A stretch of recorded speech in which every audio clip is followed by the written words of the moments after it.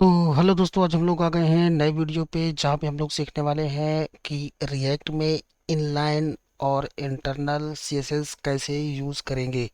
तो I hope आप लोगों को पहले से आता है कि सीएसएस हम तीन तरह से यूज़ कर रहे थे। पहला हमारा था एक्सटर्नल। एक्सटर्नल क्या होता था कि हम अपने वेब एप्लीकेशन में एक बाहर से फाइल बनाते थे सीएसएस क्लास की, और केवल वहाँ पे सीएसएस डिफाइन करते थे, और अपने वेब पेज में उसी सीएसएस पेज को लिंक करा करके हम वहाँ पे सीएसएस दिखा पा रहे थे। ठीक है, लेकिन वहाँ भी हम लोग एक्सटर्नल, इंटरनल और इनलाइन यूज़ करते ही थे।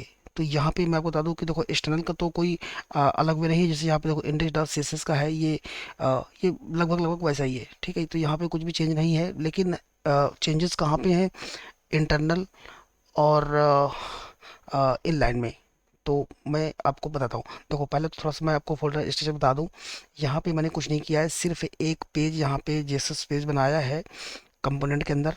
वो हमारा है रिएक्ट सीएसएस के नाम से। ठीक है, RCSS के नाम से पेज बनाया है। यहाँ पे मैंने एक हेडिंग क्रिएट कर ली है, और हेडिंग के साथ मैंने यहाँ पे एक ड्यू लगाया है, उसके साथ मैंने एक पैराग्राफ भी दिया है। अब ये थोड़ा सा, चलो मैं इसको डिलीट ही कर देता हूँ, आपको ज़रा समझ में आएगा। कंट्रोल ए और डिलीट। ठीक है, इस तरह से मैंने पेज बनाया, ये पूरा से ब्लैंक है। इसको हम पहले बनाएंगे फंक्शनल कंपोनेंट। तो उसके लिए मुझे लिखना होगा RAFCE, है ना। अब इसका मतलब क्या हो गया, थोड़ा सी बता दूं। रिएक्ट एप्लीकेशन फंक्शनल कंपोनेंट, ई मतलब एक्सपोर्ट। ठीक है, तो मैं करता हूँ इसको एंटर, और ये ऑटोमेटिक हमारा इन्वायरमेंट बना के रेडी कर दिया है फंक्शनल कंपोनेंट का। अब मैं करता हूँ यहीं पे पहले तो मैं इसको डिलीट कर दूँ। क्यों डिलीट कर दूँ? क्योंकि मुझे यहाँ पे अगर मल्टीपल एलिमेंट्स लिखने पड़ेंगे तो उसके लिए मुझे रिएक्ट फ्रेगमेंट यूज़ करना होगा, और रिएक्ट फ्रेगमेंट के लिए एक सुपर फॉर्म जो हम ये यूज़ कर रहे थे वही यहाँ पे फिर से यूज़ करेंगे। मैं यहाँ पे लेता हूँ एक H1 की हेडिंग, और यहाँ पे मैं लिखता हूँ this is CSS tweet for react page. ठीक है, यहाँ पे मैं एक लेता हूँ ड्यू लेता हूँ, यहाँ पे मैं ड्यू लिया। इसके अंदर मैं लेता हूँ लॉरेम 50 वर्ड्स का एक डेमो कंटेंट, और ये हमारा बन के हो गया रेडी। अगर मैं इसको रन कर रहा हूँ, देखता हूँ पहले ये रन कर रहा है कि नहीं। ये ऑलरेडी रन कर रहा है। पहले मैं इसको टर्मिनेट करूंगा। टर्मिनेट करने के लिए हमको क्या करना होता है, कंट्रोल दबाना है, दो बार सी प्रेस करना है, एक दो। ये हमारा टर्मिनेट हो गया। स्टार्ट कैसे करना है, हमेशा की तरह NPM और लिखना है स्टार्ट, इंटर हिट करना है, हमारा पेज रन हो जाएगा। दिखाता हूँ क्या हुआ। ठीक है, ये देखो, ये हमारा यहाँ पे, ये मैंने यहाँ पे कंपोनेंट कॉल कराया एक्चुअली app.js पेज में। वो कैसे कराया है वो आप जानते हो, मैं एक बार फिर से बता देता हूँ। जो हमारा सीएसएस पेज का है ना, जो हमने एक सीएसएस एक एलिमेंट आई मीन जो हमने एक सीएसएस का कंपोनेंट बनाया है, ये उस पेज का यहाँ पे मैंने कॉल करा के दिखाया है। मैं आपको दिखा दूँ कैसे है। देखो, ये मेरा कंपोनेंट है जो मैंने RCSS के नाम से बनाया है, और उसको मैंने app.js के अंदर कॉल करवाया है इस तरह से।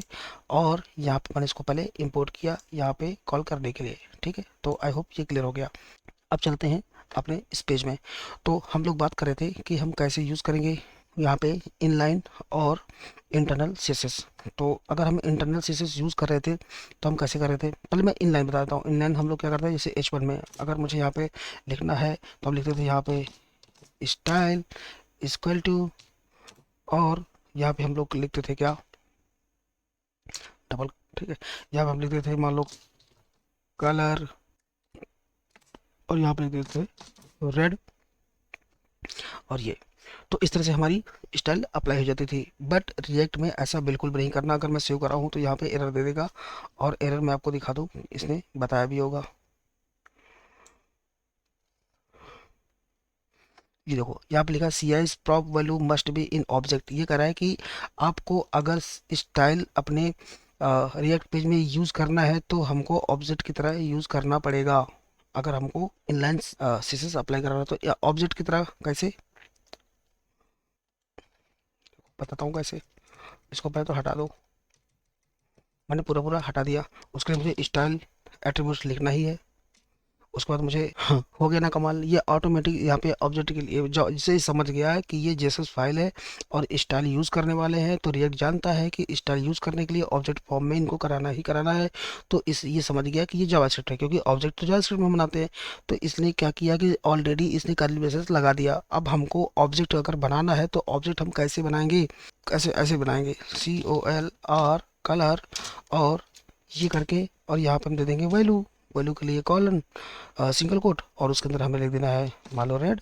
पर ये फिर भी रेड दे रहा है। अब क्यों दे रहा है रेड, देखो ऑब्जेक्ट हमेशा क्या होता है जावास्क्रिप्ट में, कुछ इस तरह से होता है। पहले मैं थोड़ा सा आपको करके दिखाता हूँ। अगर मैं यहाँ पे लिख दूँ, सपोज करो कि मैंने एक वेरिएबल लिया लाइक कॉन्स्ट, और मैंने यहाँ पे लिख दिया H1, और H1 या मैं हेडिंग कर देता हूँ, हेडिंग कुछ भी लिख सकते हैं, और मैंने इसको टू किया, और मुझे इसमें क्या करना होगा, कर्ली ब्रेसेस लगाना होगा। उसके बाद मुझे यहाँ पे लिखना होगा की, तो की मैं लिखता हूँ यहाँ पे कलर, और कलर के बाद मुझे लगाना है कॉलन, उसके बाद मुझे यहाँ पे लिखना है रेड। तो इस तरह से हम लोग क्या कर रहे थे, ऑब्जेक्ट बना रहे थे। अब यही ऑब्जेक्ट अगर मुझे यहाँ पे पास करना है तो मुझे ये कॉपी करना होगा, ये मुझे कॉपी करना होगा। तो ये कॉपी करने के लिए ये कर्ली ब्रेसेस तो यहाँ पे है ही नहीं, क्योंकि ये पहला कर्ली ब्रेसेस तो क्यों लगाया गया है, क्योंकि वो जानता है कि जावास्क्रिप्ट यूज़ करना है, दूसरा ऑब्जेक्ट के लिए भी हमें यूज़ करना है। तो हमें एक कर्ली ब्रेस यहाँ लगाना होगा, दूसरा कर्ली ब्रेस यहाँ भी लगाना होगा। अगर मैं इसी को कॉपी पेस्ट कर दूँ तो ये यही तो आएगा, ये बिल्कुल यही तो आएगा। तो वही मैंने कर दिया। अब यहाँ पे अगर हम इसको रन करा कर देखेंगे तो इसमें कोई एरर नहीं होगी, और ये सक्सेसफुली कंपाइल्ड हो जाएगा और कोई दिक्कत नहीं होगी। ठीक है, heading is assigned a value but never use, बिल्कुल सही बात है। हमने यहाँ पे हेडिंग का वेरिएबल तो बनाया है, पर हमने उसको यूज नहीं किया। क्यों यूज किया, क्योंकि हम यहाँ पे इनलाइन कर रहे हैं, और यही हमारा जो है एग्जाम्पल, ये हमारा हो जाएगा इंटरनल का। ठीक है, तो मैं अभी ये भी करके दिखा रहा हूँ। अभी मैं इनलाइन यहाँ पे आपको करके दिखा रहा था। ठीक है, तो देखते हैं अप्लाई हुआ है कि नहीं हुआ है। अगर हमने ठीक लिखा है, वाओ, तो ये वर्क कर रहा है। अब देखो, this is CSS tweet for react page, और हमने इसका दिया था जो स्टाइल, वो यहाँ पे अप्लाई हो चुकी है। हमने इसको ऑब्जेक्ट फॉर्म में यहाँ पे शो करा दिया है। लेकिन अब अगर हम इंटरनल की बात करें, तो हमने ये इंटरनल बनाया तो है, हमें इसकी क्या ज़रूरत है, हम इसको कर देते हैं यहाँ से डिलीट, क्योंकि अब हम करेंगे इंटरनल। तो स्टाइल तो हमने लिखना ही लिखना है। स्टाइल के बाद अब हमको सीधा सीधा, क्योंकि जावास्क्रिप्ट है तो कर्ली ब्रेस लगाना है। कर्ली ब्रेस के अंदर हेडिंग को सीधा पास कर दो, जो वेरिएबल हमने बनाया है, जो हमने ऑब्जेक्ट बनाया है। तो ऑब्जेक्ट क्या है, हेडिंग, हेडिंग एंटर कर दो, पूरा खेला हमारा खत्म। और ये सक्सेसफुली कंपाइल्ड, और यही है हमारा सही तरीका, right way to use CSS in React project. ठीक है, तो हमने इसको कर दिया। अब देखो कंट्रोल S, अब देखते हैं ये अप्लाई हुआ कि नहीं हुआ। ऑफ कोर्स ये हो गया, ये पहले जैसा ही हुआ, इसमें कोई दिक्कत नहीं है, और ये अभी भी काम कर रहा है। अच्छा, अगर मैं यहाँ पे सपोज करो कि मल्टीपल मल्टीपल की वैल्यू डाल दूँ ऑब्जेक्ट में, तो मुझे देखो, अगर एक से ज़्यादा, अगर हमें ऑब्जेक्ट बनाना है एक से ज़्यादा, तो उसके बाद अगर दूसरी वैल्यू है ना, तो हम क्या करते हैं, कॉमा लगाते हैं। कॉमा के बाद फिर इंटरेक्ट करेंगे, और यहाँ पे हम लिखेंगे, सपोज करो मैंने यहाँ पे लिख दिया टेक्स्ट, और hyphen trans text transform, text transform अगर मुझे करना है, और यहाँ पे मैं लिख दूँ कैपिटलाइज, कैपिटलाइज, तो ये एरर दे रहा है। अब पता है ये एरर क्यों दे रहा है, मैं आपको पहले ही बताया था कि ऐसे जितने भी हमारे जो कीज हैं जो डबल नेम से शुरू होती हैं, जैसे टेक्स्ट ट्रांसफॉर्म, इसमें 2 वर्ड्स यूज हुए। तो इस तरह के जितने भी हमारे ये ग्लोबल वेरिएबल्स हैं, इनको हमें जब रिएक्ट में यूज करना है, तो ये एक्चुअली होता है कबाब केस। ठीक है, कबाब केस में क्या होता है, बीच में ये हाइफन लगा होता है। ठीक है, कबाब केस, और हमें यूज करना है यहाँ पे कैमल केस। ठीक है, याद रखना रिएक्ट में कैमल केस ही चलता है। यहाँ पे हमने कर दिया टी को बड़ा, अब ये हो गया हमारा कैमल केस, और एरर आप देख रहे हो कि जा चुकी है। अब इसमें कोई दिक्कत नहीं है। अब यहाँ पे हमारा टेक्स्ट ट्रांसफॉर्म भी अप्लाई हो जाएगा। मैं आपको वेब पेज में करके दिखा देता हूँ।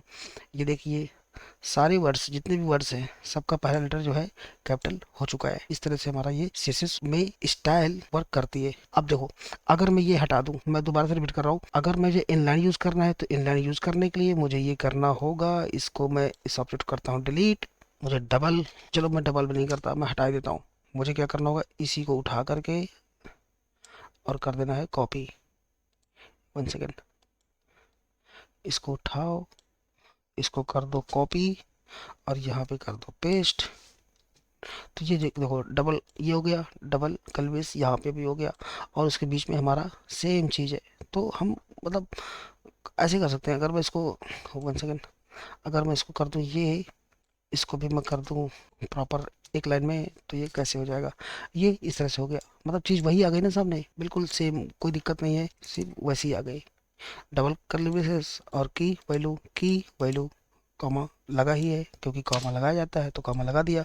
तो अगर हमें इनलाइन करना है तो इस तरह से हम करते जाएंगे। लेकिन सपोज करके हमें कई सारे एट्रीब्यूट्स पास करने पड़ गए, तो हमें क्या करना होगा, ये बहुत लंबा हो जाएगा और ये एक प्रोफेशनल वर्क नहीं लगेगा, है ना। तो उसके लिए हम काहे का इतना तामझाम करेंगे, हम सीधा सीधा एक ऑब्जेक्ट ही क्रिएट कर लेंगे और सीधा ऑब्जेक्ट को यहाँ कॉल कर लेंगे। वही मैंने यहाँ भी किया है, मैंने एक ऑब्जेक्ट बनाया और ऑब्जेक्ट में यहाँ अपना तामझाम जो भी मुझे स्टाइल देनी थी मैंने यहाँ पे दे करके, और सीधा सीधा यहाँ पे ऑब्जेक्ट को कॉल कर दिया। और ऑब्जेक्ट को अगर तुमने कॉल कराया तो आपको डबल कैलकुलेस देने की जरूरत ही नहीं है, आपको सीधा सीधा वेरिएबल को यहाँ पे कॉल करना है। जो ऑब्जेक्ट का वेरिएबल आपने क्रिएट किया है वो है हमारा हेडिंग, तो हमने कर दिया हेडिंग, और ये प्रॉपर वर्क कर रहा है, कोई दिक्कत वाली बात नहीं है। तो आई होप ये बिल्कुल क्लियर है और आपको भी क्लियर हो गया होगा। एक बार प्रैक्टिस भी करिए यार। और हाँ, मैं आपको फिर भी एक बहुत बढ़िया बात बता रहा हूँ। अगर आपने रिएक्ट के सारे वीडियोस नहीं देखे और आपने इस वीडियो से स्टार्ट किया है तो ये सही तरीका नहीं है। आपको प्रॉपर समझने के लिए एक एक वीडियो देखना होगा। यहाँ पे मेरी प्लेलिस्ट है, आप इसको बुकमार्क कर लीजिएगा। सर्च करने के लिए आपको लिखना होगा रिएक्ट प्लेलिस्ट डीवी, डीवी मतलब डेल वेक्टर। आपको लिखना है डीवी प्लेलिस्ट या फिर रिएक्ट डीवी या फिर रिएक्ट प्लेलिस्ट डीवी। ठीक है, तो रिएक्ट डीवी लिख दोगे तो भी आ जाएगा, और आप उसको एक बार बुक मार्क कर लेना, सो दैट कि आपको जब भी ज़रूरत होगी आपको सर्च नहीं करना पड़ेगा। और आप एक एक वीडियो को बहुत ध्यान से समझना है। मैंने वीडियो बहुत छोटे छोटे बनाए हैं और कोशिश किया है कि शॉर्ट में सारा कुछ मैं आपको डिस्क्राइब कर दूं, सो दैट कि ज़्यादा समझने में दिक्कत ना हो और ज़्यादा आपका टाइम भी कंज्यूम ना हो। ठीक है, तो ये बहुत बड़ी बात नहीं है। अगर आप 1 बाय 1 सारे वीडियोस देखेंगे तो आपको समझ में आएगा और कोई दिक्कत नहीं होगी। 20 से स्टार्ट करोगे समझ में नहीं आने वाला है, दिमाग लगाना पड़ जाएगा, हो सकता है नहीं भी आए। तो ज़्यादा बेटर है कि अगर आप सीक्वेंस में चलोगे तो चीज़ें क्लियर होती रहेंगी और आपको प्रॉपर तरीके से समझ में भी आता रहेगा। प्रैक्टिस भी जरूर करते रहना, ये ज़्यादा इंपॉर्टेंट है। देखो जितना आप राइट करोगे कोड, आपका हाथ बैठेगा और आपको लिखने में कोई दिक्कत नहीं होगी। आई होप सब कुछ क्लियर है। तो इस तरह से कंप्लीट यहाँ पे देखो मैं मर्न स्टैक, अभी मैंने रिएक्ट स्टार्ट किया है, यहाँ पे पूरा मर्न स्टैक में डालने वाला हूँ।